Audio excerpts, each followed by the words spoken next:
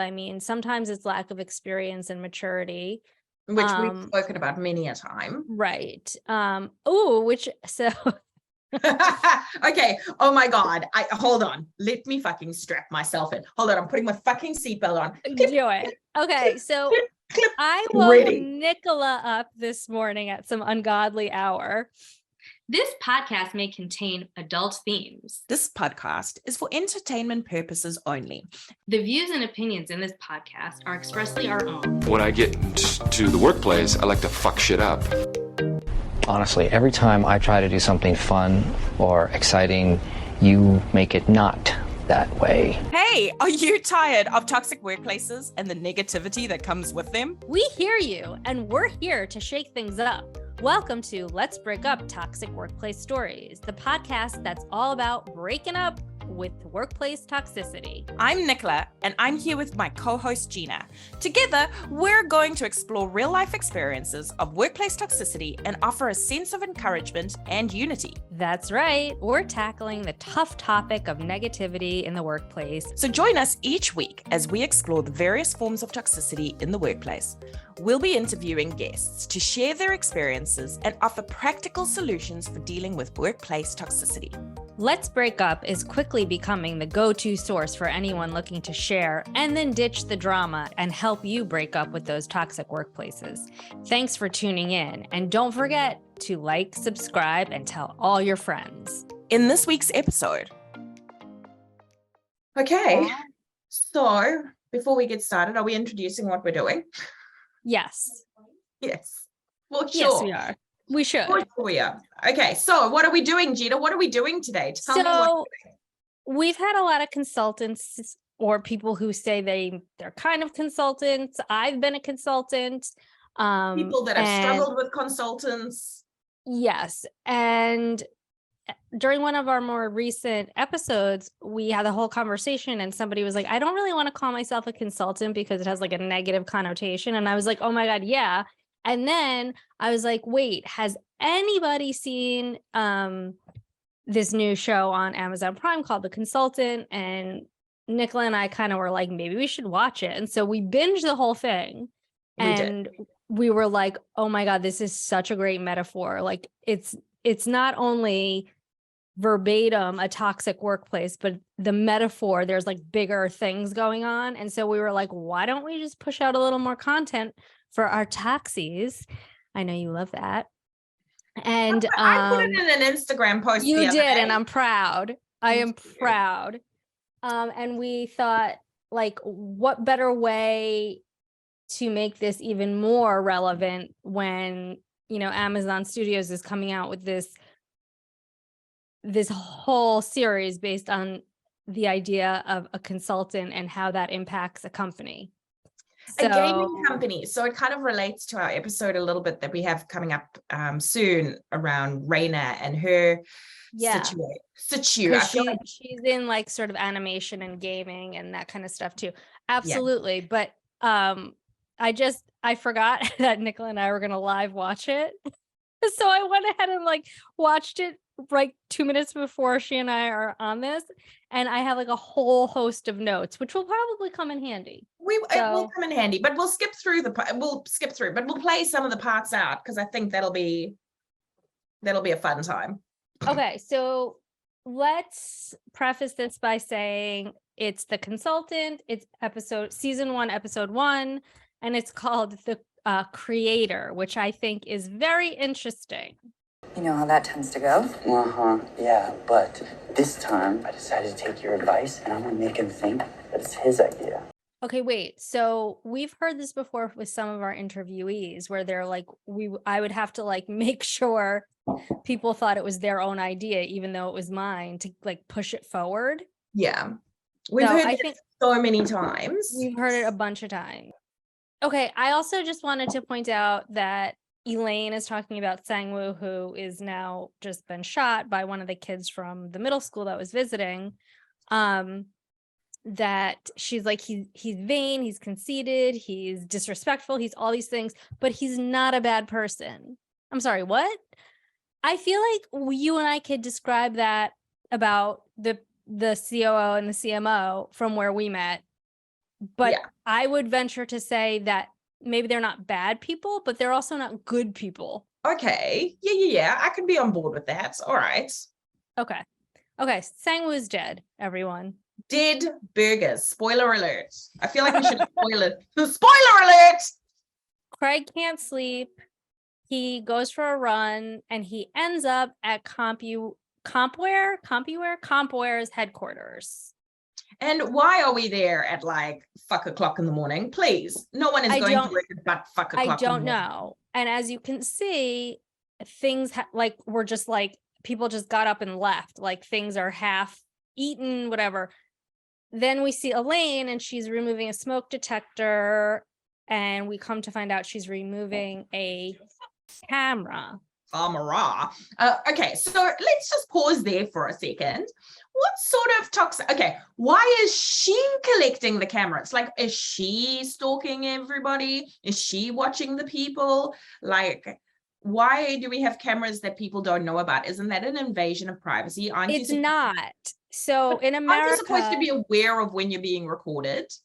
So in communal spaces where there's no expectation of privacy, like think about a mall, right? In the common areas, there typically are security cameras, even in stores. But if you're talking about like a changing room or a bathroom, by law, you can't put a camera there because there's the expectation of privacy. So no, I get that. Like I'm on board with that. And so I don't think there's an expectation of privacy within a workplace. So I think it's more than okay to have these video, the security cameras within a workplace. Also, there's probably like a security portion to it in terms of like, employees doing like stealing things, whatever. And Elaine goes on to say that it was Sang-woo, the creator, his idea because he was kind of paranoid and he kept everything in the cloud.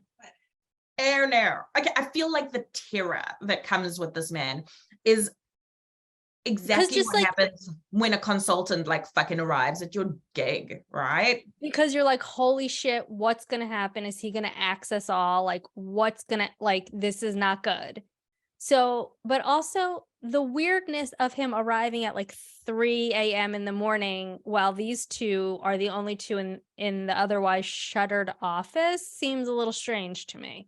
Just keep it in your back pocket, like how this whole religious thing also is an undercurrent to what we're seeing so far. I wish to call a full staff meeting for tomorrow morning. Shall we say 9 a.m.? Okay, so here's where we actually see the consultancy document. They're looking it over. But also, why is he giving them the documents? Is this like for his own validation or like, like in a real life situation, you're not reading the consultancy documents. They're not like the top tier employees at this point. They're just like, no, they're like workers among workers. Yeah, exactly. So, but benefit of the doubt, they're the only ones there and they were kind of like, dude, what are you doing? Like, so I think he's just, in my opinion, he's kind of making sure everyone understands his role and his importance. Yo, is he here? I don't know. I don't think he left. Okay, here we go. 9 a.m. meeting. Nobody knows what the hell's going on. This is his first big act. Good morning, comrades. Comrades? Okay, can we just talk about that use of word? I'm not against it. Okay, I'll tell you what, I'm not against it. And the only reason I'm not against it is because in some other cultures, it's more akin to being a friend. I mean, I guess to us Americans, it's kind of a little like, being placed with that guy. Yeah, it's like a little dicey. But I just think it's an interesting use of words because this is where he starts to really set up the power dynamic and the strategy to make things sort of pure confusion and boundary crossing. So let's get into it. Unfortunately, Mr. Sang cannot be with us today, but he sends his best regards. That's so weird. The guy's dead. To the wonderful faces I see below, thank you for being an important part in Comware's success. I'm looking forward to getting to know you all personally. You're valued. He says you're valued, and then in the very next breath, he says, if for all those who are not here, who are remote, if you're not here within the next hour, your contract is terminated or your employment is terminated. Who work remotely, you have exactly 1 hour to get here in person, or your contracts of employment will be terminated. That's all. So the absolute confusion and power dynamic, like that's his first big move. That's his power move. That's his dick sling, is he's coming in hot and fucking heavy. Right. But it's also strategic, I feel like. Okay, how many jobs have you been in that people in the position of higher up management actually have no clue what goes on in the day-to-day business? Oh, every single one. This is like the perfect example of someone who's in a position of management, just no idea. They're just going to come in and do their own thing instead of getting to understand what actually goes on, like on the ground. Like nobody, like they're just sitting up in their glass office, which he literally is doing, and making unilateral decisions. Like if you're not here within the next hour, you're fired. Oh, for sure. 100% agree. And so I think this is like toxicity 101 right here in terms of upper management. Let me sit in my ivory tower and dictate like a puppet master. But I don't actually know what you do. At least he's asking. I'll give him that much. A lot of people in power would probably be too afraid to ask for fear of looking stupid. There it is again. Do you smell that? Okay, here we go. I don't smell anything. It's like putrid fruit or decaying flowers. Yeah, but also, why are we sniffing employees? Like, let's talk about personal space. I feel like that's the issue. So I also feel like that is where he starts really pushing boundaries with his immediate staff, is when he starts sniffing them, which we're about to get into. No, it's not you. 10 o'clock, exactly.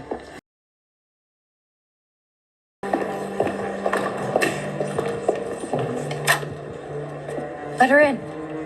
I gave them all 1 hour. Wait, I noticed something else. She's right there if you just open it. Why should I make an exception for her? What's different about this employee from the others? Nothing. It's not as if she didn't have transportation. No, it was that line. It's not as if she didn't have transportation, as in terms of referring to her wheelchair. That was her transportation. Oh, okay, you what didn't, did you notice? You didn't notice that the first time? No. Stop that. Well, it's like hitting everything. It's like, not only is she in a wheelchair, we're not sure. Is she a woman? She appears to be a woman. We don't ever get to see her again or learn about her character, but she appears to be a woman. She appears to be a person of color, and she appears to be in a wheelchair, although we don't know if it's a permanent disability. We don't know what's going on. But so up until he said it's not as if she didn't have her own mode of transportation or whatever he says. How fucking toxic. I know, but I'm kind of with him, because it's like, what's different about her? Really, right? If she can do the job and she can, so on one hand, I agree with him. Like, yeah, there's nothing different about her. Like, she's just as capable as the rest of us. But he loses me where he says it's not as if she doesn't have her own transportation. It's like, okay, that's fucked up. And it's another power play. It is a power play. I feel like in this instance, he is just like, here is a situation where you would typically, if you have a soul, have empathy, right? Because we're right on the cusp of the time stamp that he's created. And you know what? There shouldn't be an issue with that. She showed up at work on time. Okay, she did. However, you know how some bosses are like, if I make the exception for someone being, 10, like 9:59, or like, then I have to make exceptions for others. So again, he had me, like, I was kind of like, okay, yeah, sometimes as a manager or, the leader of something, you have to take a hard line. But it was the thing about it's not as if she didn't have her own transportation that he lost me on that, because that's like beyond fucked up. Yeah. Okay. Moving forward. Forward. Okay, a little workplace gossip here, but I think it's warranted because this guy just appears out of nowhere, doesn't seem to know what he's talking about or what the company does. And then these two, who are the main characters beside Regus, are like, what's going on? Oh my God. Okay, this is when I start really losing it. Hello, I'm Mr. Regus Patoff. So during this part, he's introducing himself to, I guess, the higher level people of the company who all have their own offices on the same level as him. And he says his name, nice to meet you. And then he leans in and sniffs them. And they're all like, what's going on right now? And they're all standing there like little mini robots. And it is a blatant boundary push. Blatant. For sure. So he's just going down the line. Mr. Regus Patoff. No. Meanwhile, Regus has just identified where the smell is coming from. It's this guy, Ian. I'm Mr. Regus Patoff.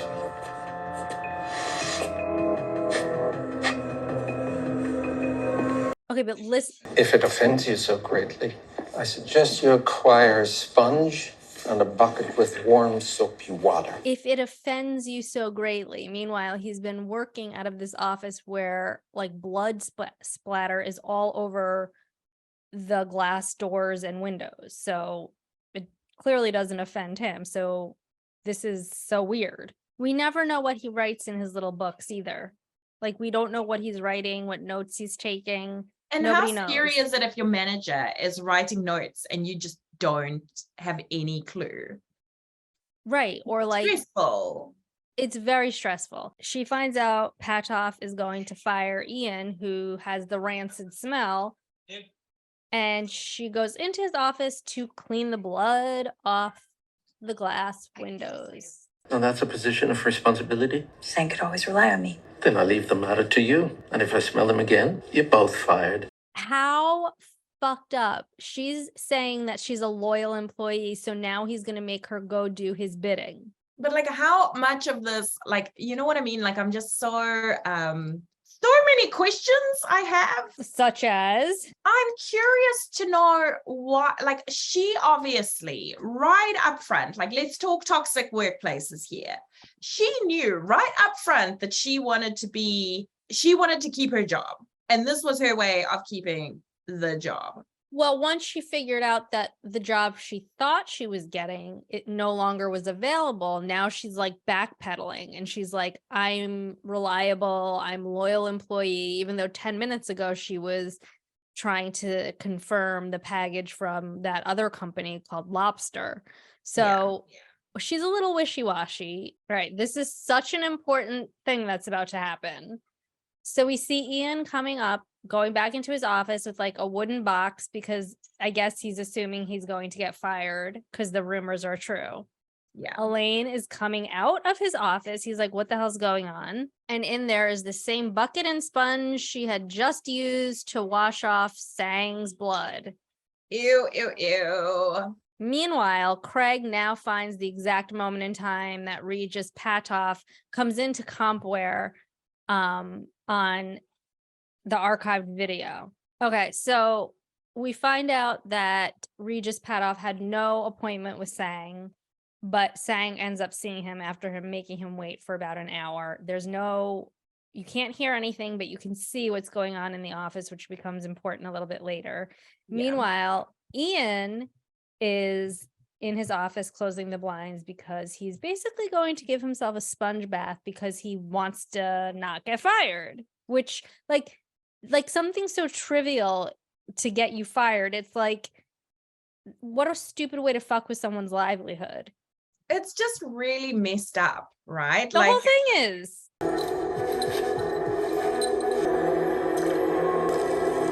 He's using the same sponge and everything. I'm assuming Elaine washed it a little bit and he's crying because this is so fucking demeaning. Like, it's demeaning, but like how toxic is your workplace that you are literally sponge bathing yourself with the sponge that's just been used to wash your dead person, like your dead boss's shit off them.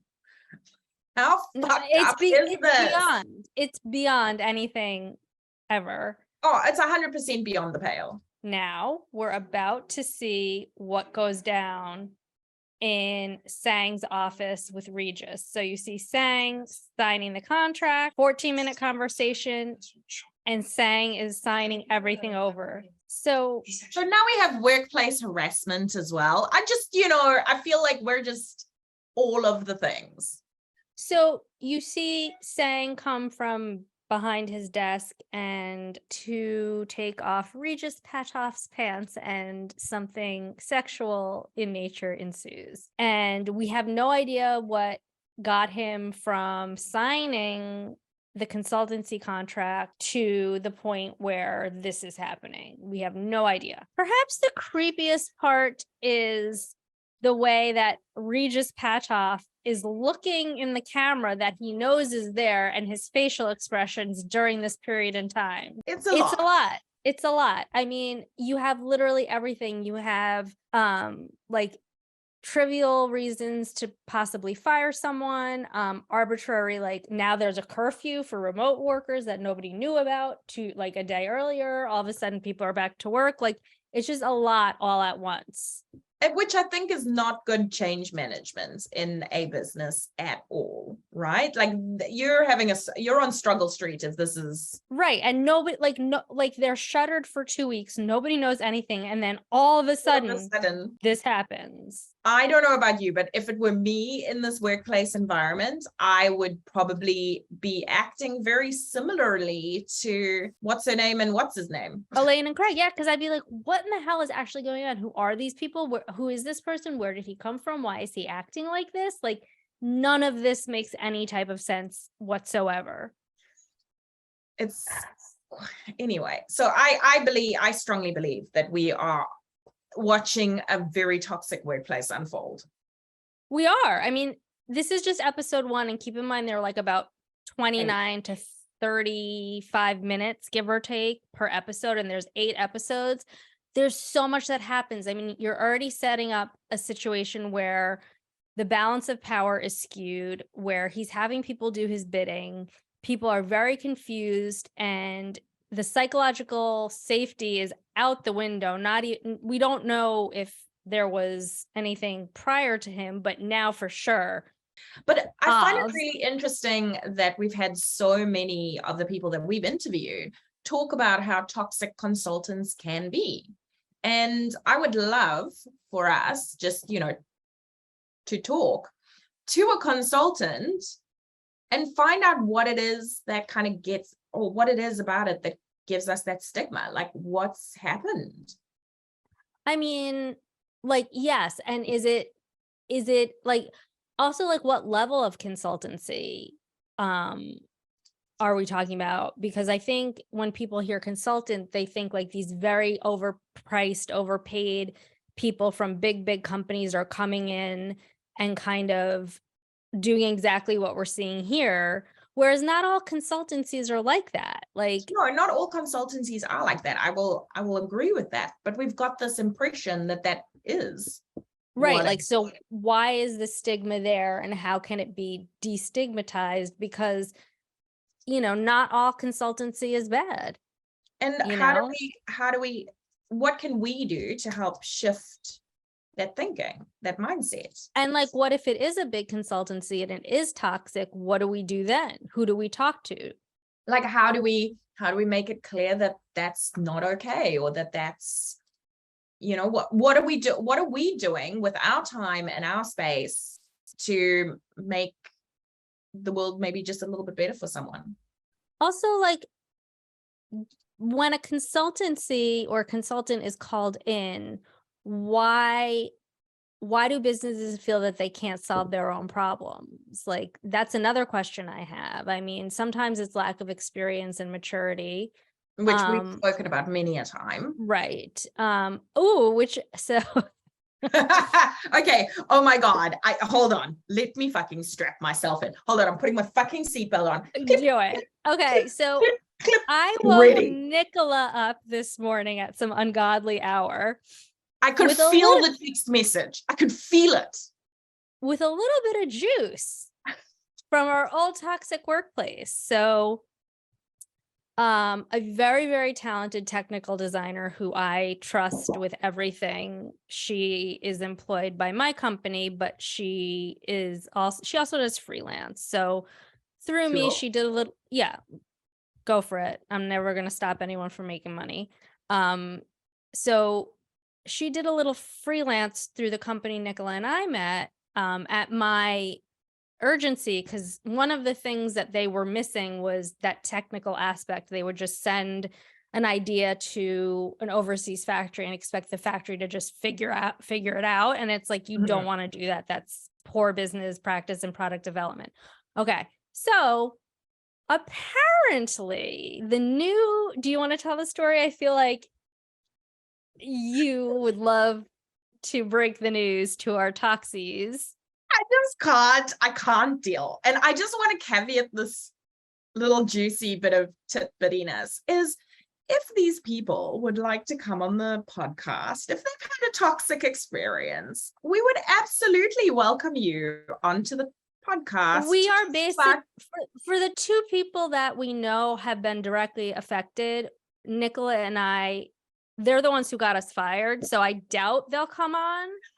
But I have no hard feelings because I was already on my way out. And I think at this point, Nicola is, look, the whole company is a sinking ship, which we're about to explain. Okay. So I was on, let's start one step back. I was on LinkedIn the other day and saw that one of the product people. So one of my direct reports who was under me while I was there is now looking for a job. And this was the person that got me fired. Yes. So I was like, oh boy.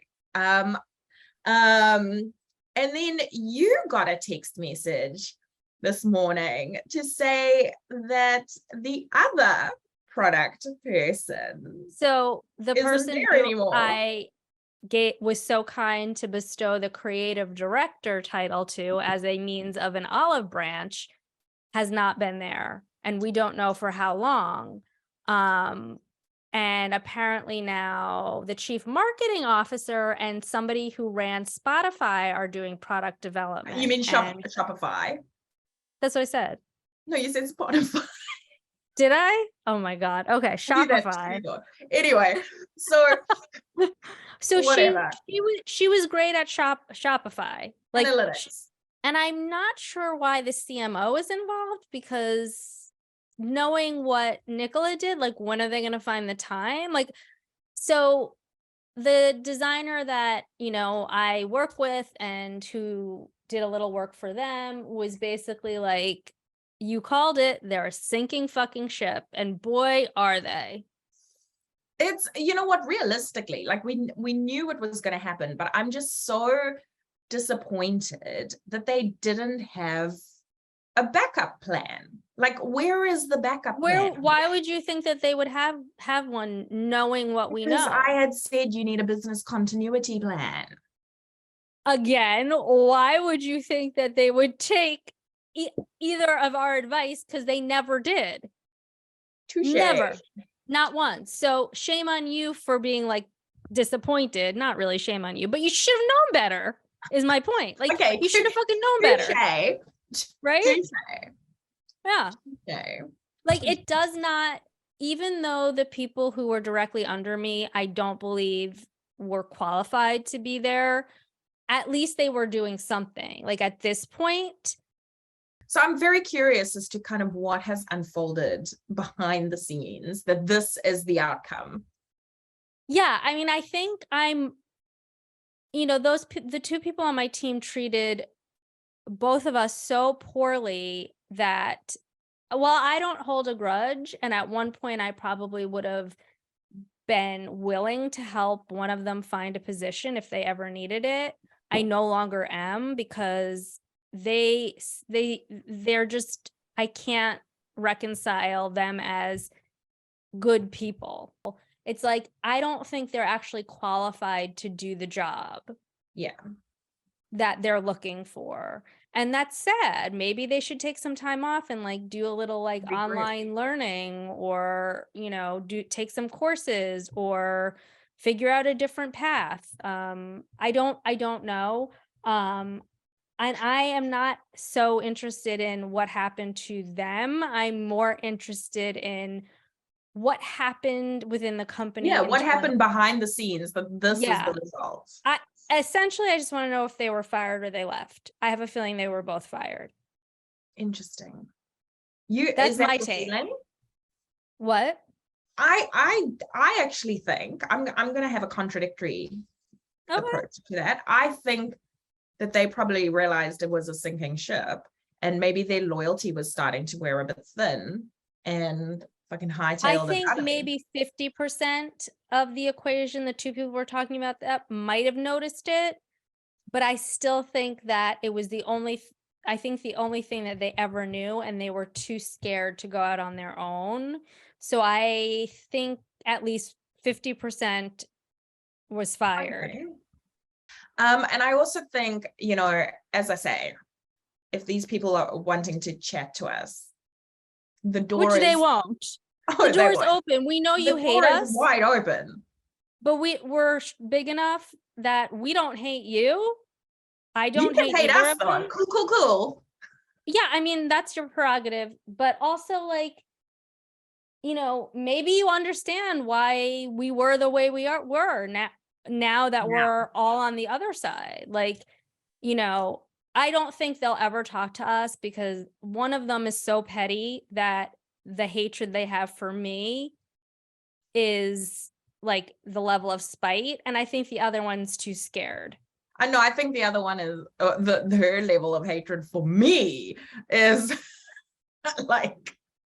So I think, I mean, no matter where you look, like even one of our more recent episodes, somebody said that the company sent out like a letter to some online communities saying that we were disgruntled employees. No, I'm not disgruntled. I am relieved and thrilled not to be part of it. Relieved and thrilled. That should be the name of our new podcast. Relieved and thrilled. Mm-hmm. No, I mean, seriously, I like was pissed off. I was disgruntled for literally 48 hours. And then like, I was like, oh my God, no more Slack. I don't have to worry about any of this shit. But like, I'm curious to know, how do I become a disgruntled employee when, because I've been giving this because the impetus of the podcast was saying, listen, toxic workplaces are real. For two bad bitches like us, we can't believe we got sucked up. We can't believe. Well, it could have been any workplace though that we met at. It happened to be that one. But it could have been any of them. I'm curious to understand that from my perspective, how am I a disgruntled employee if I did not go on social media or talk about my experience or talk about anything for almost a year? I didn't either. So then how does that then turn me into a disgruntled employee when I haven't even spoken to anybody about the situation until you and I started talking? Right. Until we kind of and then it was many, many months before I even said, hey, I've been thinking about this podcast. And again, the actual place of employment could have been anything. It could have been IBM. It could have been Dell. It wasn't an attack on them. It was an attack on, holy shit, how did this happen? Why is this happening? Let's talk about it. Yeah, because for us, I think for us, the key thing here is we created solidarity with each other. We've now identified with all of the people we've interviewed, every single one of them. And they don't all come from the same company we met at. They come from every industry, any type of job, like tons of industries. But the same thing applies, is they didn't realize they were looking at these red flags. They noticed some pink flags, and they could have been red flags. But realistically, until you're out of it, you don't realize how toxic it actually is. And that's what happened with us. And that's not disgruntled. That's realization, awareness, self-reflection, and going, hang on a hot picking second. Yeah, I mean, if it suits their narrative to say that we're disgruntled, go for it, because I was taught, many years ago that like what makes a person is their motive. So it's like if you do something because you want to be, insidious and rude and this, whatever, then you have an issue. If you do something with a pure motive and it just goes sideways, that's different. So it's like my motive is pure. I wasn't out here to ruin their business. I don't care about their business. This is a topic that's important. And anytime we talk to anyone, everyone's always like, this topic is not talked about enough. Yes, that's exactly it. So that's all we were trying to do. We have been praised in a number of episodes now. We were like, this is an important topic. You girls are doing important things, and you're doing it. Yes, we're doing God's work. But I mean, yeah. But anyway, I just thought it was very interesting when we were called disgruntled employees. And apparently they put that in writing, which I think is hilarious because it's a big tell on the type of company they are. Ugh. Like they utilized us and worked us to the bone when it suited them. But the second it didn't suit them anymore, you're disgruntled. Don't listen to them. They're just disgruntled. They're horrible people. Why would you ever listen to these people? They're so disgusting. And they're disgruntled. And so disgruntled. What a bunch of bitches.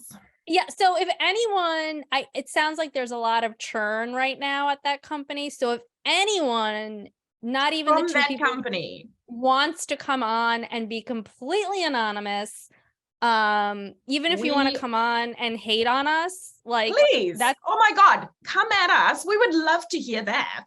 I would just sit quietly and laugh every couple of minutes and then probably be like, you're right, I was like that. I have no problem owning up to my own bullshit. So I think both you and I are like that, right? Like, sure, tell us where we went wrong. Happy to take on the feedback. Yeah. And I can tell you why I did it that way. And sometimes the answer might not please you because it might just be like, you're fucking annoying and you should have already known how to do that at the level you are supposed to be at. Well, sorry. So, but politics. Anyway, that's all I have to say about that. But it was I was in the gym when I got the text message and I was just like, what time did you text me that message? Because honestly, like it was like 8 a.m. my time. So it was probably like 3 a.m. your time the next morning. Okay, so should I read the exact thing, but not? Yeah, just bleep. Bleep. Okay. So me and the technical designer were talking about something slightly more relevant, and then she goes, on another far more entertaining note, the CMO of the old company reached out to me to see about any outstanding projects because Beep and Beep, who were the two people who directly reported to me, are no longer with the company. Laughing emoji face. She, meaning the CMO, and another girl who's the person who does the Spotify Shopify, are now tasked with product development. Then she goes, LOL. I haven't heard from them in months outside of her reaching out a few weeks ago about a missing file. So I had nothing to report to the CMO. You called it. They seem like a sinking ship. My response was just like, I was like, yep. I was like, there is no way, okay, as the previous CMO, there is no way that I have the product experience to deliver any products. No. And because it's not really technical. Right. So I don't understand like why those people were we're tasked now to do supply chain and product development. It is a very, very tricky area, and I wouldn't know how to do all the things you do, nor would I ever want to. That's not my bag, baby. It's like, I can think of nothing less that I want to do as your job. I'm like, right. And also, like, it becomes second nature to me at this point because I've done it so long. But it would be like teaching an old dog a new trick if I had to try to take over your role, and vice versa. Like, I just cannot. You need a specialist. I know this is going to sound really stupid, but you need a specialist to sort that out. Like, and also remember the revenue goal. And I came in and I was like, yeah, that's not going to happen the way you guys are set up right now. And I was like, poo-pooed. I definitely know it's not happening. Can you believe, hold on. Can you believe that we're like 2 months in? Like 2.5 months. Yeah. Can you believe? No. And we're like so far ahead, which is like the overachievers in us. Cause like we're already like recording season 2. We're already recording episode 2, only 2.5 months later. Oops. Sorry guys. No. But you know what we really need? We need more ratings. That would be amazing. If we could like, have more you don't even have to leave a comment. Just rate it. Just press rate it. Just rate it. Boop. That's all you got to do. Help a sister out. Help a sister out. Bobbity boop. You know what? And if we get more beautiful followers on LinkedIn, because we have so many over there now. We do. Boop for them.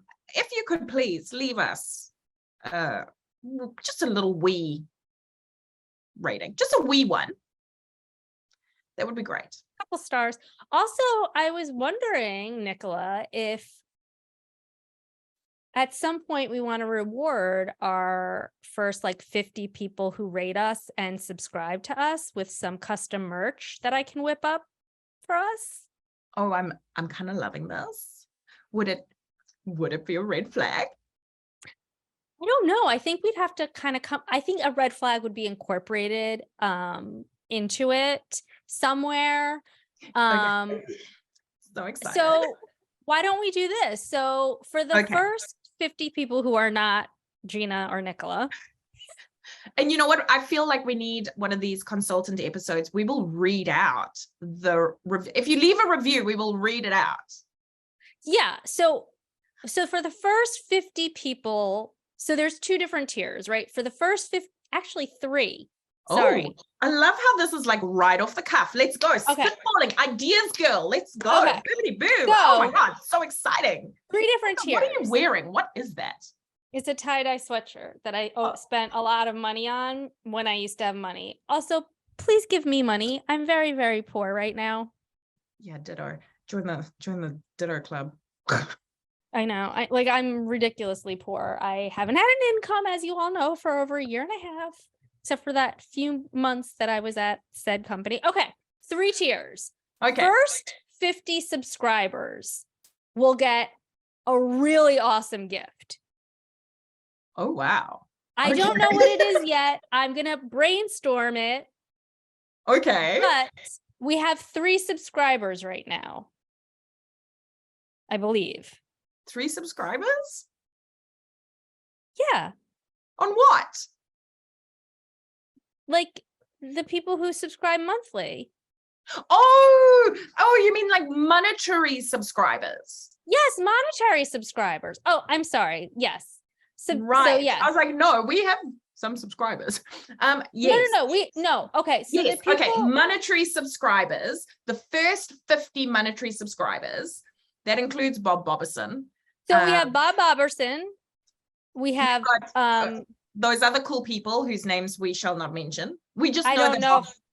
We know Bob Boberson isn't real because the email is not real either. It's like HHH5567HH. Blah, blah, blah.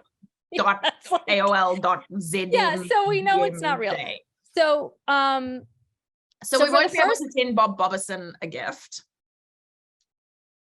No, but if you want to actually give us your, at some point we'll reach out to these people and we will ask for their information so we can send them the gift. So first 50 monetary monthly subscribers So excited. we'll get like $3. we'll get like a super awesome gift. TBD. It might be a surprise. It's going to be a but lot. It'll be good. It's going to be worth a lot more than the $3 you're using. Of course. Okay. Then next 50 people who just rate us with the stars will get something as well. But don't expect it to be as big as How do the we reach out to subscription these stuff. people? Because it's kind of anonymous. We could have people DM You know us what? on IG. They can screenshot it and send it through to the Instagram. Yeah. Or screenshot it and then DM us. And for those who rate and review, you're going to get a pretty fucking awesome something or other that I haven't thought about yet, but I will soon. And we will announce them. You're the product ideas girl. Yes, I'll come up with something. I'm going to come up with 3 tiers. So subscribers, monthly subscribers get the best gift. People who rate and review get the second best gift. And people who just rate, meaning you just put a star on it, you don't have to say anything, will also get a gift, but don't expect it to be super duper amazing. It'll just be amazing. I'm so excited. And I just can't hide it. Okay, so that is where we're at. And if anyone from our old workplace wants to come on, whether you hate us, love us, or want to kill us, we're here for that too. So on board. Okay, so in conclusion, stay tuned for Consultant episode 2 when things, I mean, I feel like a lot of shit already happened in the first like 29 minutes of episode 1, which was all of episode 1. Yeah. And then our little news, and then our new little incentive, our new incentive plan for all of our taxis out there. My God. I feel like also that those subscribers, those monetary subscribers, the more money you subscribe with, the better that gift's going to be. Yeah, for sure. Don't know what the gift is, but it'll be better. We'll let, once we know, we'll let you know, because it's going to take me a little bit of time to figure it out and then get some mock-ups done and some samples. Don't call us, we'll call you. I have a couple ideas, but I'm not going to say anything until Nicola and I decide for sure what it is. Okay. I'm so on board. Okay. Thank you for joining us today. If you would like to share your story, we would love to hear from you. Also, leaving a review helps us create more content because it shows us there's an interest in this topic. For those of our listeners who do better with reading, we have closed caption available on YouTube. See you next week, same time and same place.